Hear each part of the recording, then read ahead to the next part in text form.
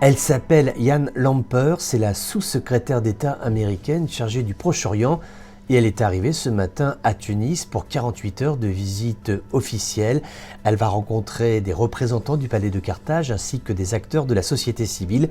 L'objectif est de faire le point sur le processus électoral tunisien en cours avec ces deux rendez-vous. Le 25 juillet, un vote pour une nouvelle constitution qui donnera naissance à une nouvelle république tunisienne et ensuite des législatives qui ont été annoncées au mois de décembre. Les Américains sont inquiets, ce processus électoral contrevient à la perception que eux se font de ce que devrait être la démocratie tunisienne.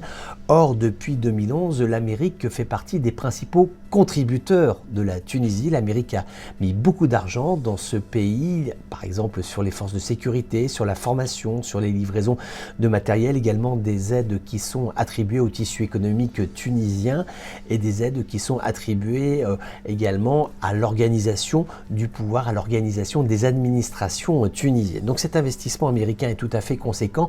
Or, on sait que le patron de la diplomatie américaine, Anthony Blinken, ne voit pas d'un bon œil la façon dont le président Kais Saied envisage les rendez-vous électoraux, le fait qu'il n'y ait plus de parlement, que le gouvernement ait été remercié, ainsi que le Premier ministre, qu'il y ait cette nouvelle équipe gouvernementale qui soit beaucoup plus inféodée aux desiderata du président Kais Saied. Eh bien, cela contrevient à la lecture américaine de ce que devrait être la démocratie. Et actuellement, c'est pour ça que cette visite de Jan Lamper est importante, c'est que les Américains sont en train d'écrire un rapport qui sera soumis aux représentants du peuple américain au Sénat. Et là, il y aura le vote de l'aide financière que l'Amérique accordera ou pas à la Tunisie.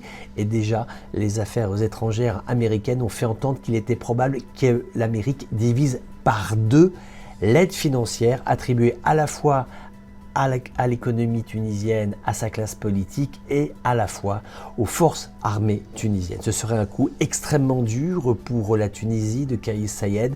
C'est tout l'enjeu de cette visite. Il faut absolument que le palais de Carthage réussisse à démontrer le bien fondé de la démarche qui est la sienne, que de donner naissance à une nouvelle république tunisienne. Et c'est vrai que pour l'instant, les Américains sont extrêmement dubitatifs face à ce mouvement qui a été initié par le président Kais Saied.